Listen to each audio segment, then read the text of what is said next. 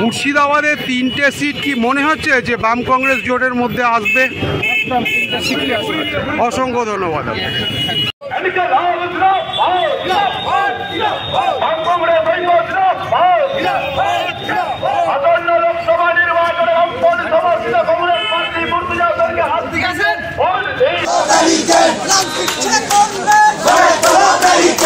জঙ্গিপুর কেন্দ্রে তৃণমূল কংগ্রেসের প্রার্থী খলিলুর রহমান গত নির্বাচনে 2,45,782 ভোটে জয়লাভ করেছিলেন, কিন্তু এবারের নির্বাচনে তৃণমূল কংগ্রেসের ভোটে একটা ব্যাপক ধস নামবে বলে মনে করছেন জঙ্গিপুরের মানুষ।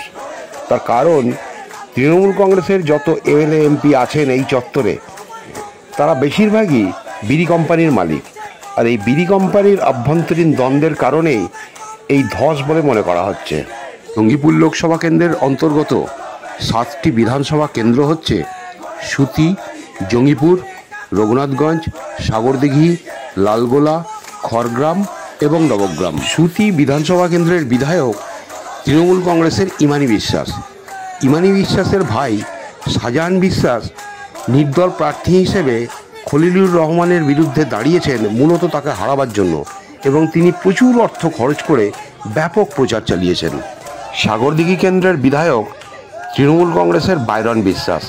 এই বাইরন বিশ্বাস বাম কংগ্রেস জোটের প্রার্থী হিসেবে নির্বাচিত হলেও পরবর্তীকালে তৃণমূল কংগ্রেসে জয়েন করেছেন। এই বাইরন বিশ্বাসের বাবা বাবর বিশ্বাস জিত বিড়ির মালিক। এই বাবর বিশ্বাসের ভাগ্নে আসাবুল শেখ নির্দল প্রার্থী হিসেবে দাঁড়িয়েছেন খলিলুর রহমানের বিরুদ্ধে এবং ব্যাপক প্রচার চালিয়েছেন। শোনা যাচ্ছে এই আসাবুল শেখের পিছনে রয়েছেন বাবর বিশ্বাস। অন্যদিকে জঙ্গিপুর বিধানসভা কেন্দ্রের বিধায়ক তৃণমূল কংগ্রেসের জাকির হোসেন। জাকির হোসেন শিববিড়ি কোম্পানির মালিক।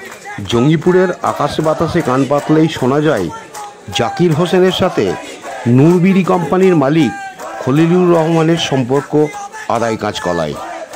এবারের নির্বাচনে সাগরদিঘি বিধানসভা কেন্দ্রের সাংগঠনিক দায়িত্বে ছিলেন জঙ্গিপুরের বিধায়ক জাকির হোসেন, কিন্তু আভ্যন্তরীণ দ্বন্দ্বের কারণে জাকির হোসেনকে সরিয়ে দিয়ে সেই জায়গায় দায়িত্ব দেওয়া হয়েছে সাগরদিঘির বিধায়ক বাইরন বিশ্বাসকে।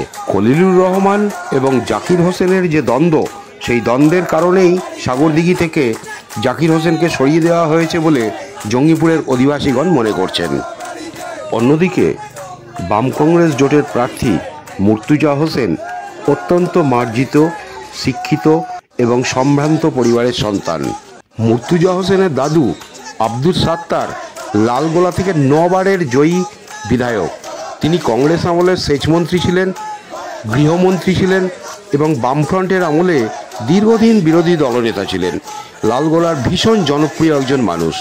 সেই নিরিখে জঙ্গিপুর লোকসভা কেন্দ্রের অন্তর্গত লালগোলা বিধানসভা কেন্দ্র থেকে মুর্তুজা হোসেন প্রায় 35 থেকে 40 হাজারের লিড নিয়ে আসবেন বলে রাজনৈতিক শিবির মনে করছেন।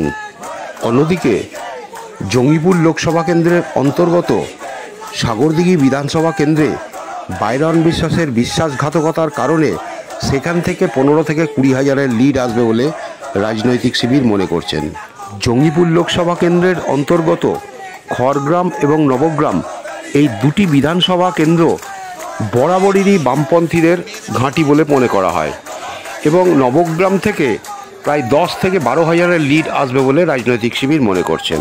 জঙ্গিপুর লোকসভা কেন্দ্রের অন্তর্গত সুতি বিধানসভা কেন্দ্রে প্রায় সমস্ত বিড়ি কোম্পানিগুলো অবস্থিত, আর এই বিড়ি কোম্পানিগুলির দ্বন্দ্বের কারণে সুতি বিধানসভা থেকে খলিলুর রহমান সেইভাবে কোনো লিড পাবে না বলেই মনে করা হচ্ছে। জঙ্গিপুর লোকসভা কেন্দ্রের অন্তর্গত বাকি যে দুটি বিধানসভা কেন্দ্র রইল, একটি রঘুনাথগঞ্জ এবং একটি জঙ্গিপুর, এই দুটি কেন্দ্রের মধ্যে জঙ্গিপুর বিধানসভা কেন্দ্রটা মূলত হিন্দু প্রধান এলাকা। সেই কারণে এখানে বিজেপির একটা ভালো লিড থাকবে এবং দ্বিতীয় এবং তৃতীয় হওয়ার ক্ষেত্রে খলিলুর রহমান এগিয়ে থাকবে না বলেই রাজনৈতিক শিবির মনে করছেন। পড়ে থাকলো রঘুনাথগঞ্জে প্রায় সমান সমান হয়ে আসবে বলেই মনে হচ্ছে, এবং সমস্ত দিক বিচার করে শেষ মুহূর্ত পর্যন্ত যে ক্যালকুলেশন হচ্ছে, সেই ক্যালকুলেশনে দেখা যাচ্ছে বাম কংগ্রেস জোটের প্রার্থী মুর্তুজা হোসেনের প্রায় 60 থেকে 70 হাজার ভোটে জয়ী হওয়ার সম্ভাবনা উজ্জ্বল হয়ে উঠেছে।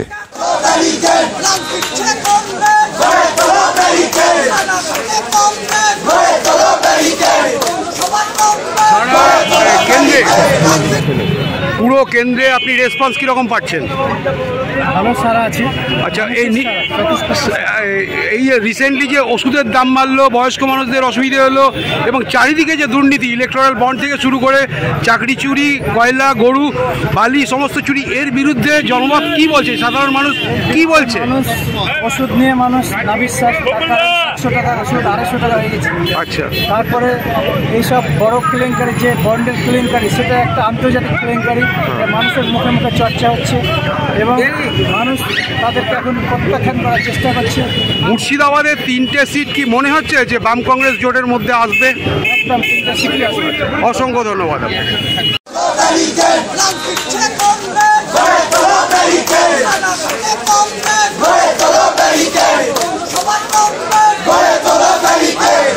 Check on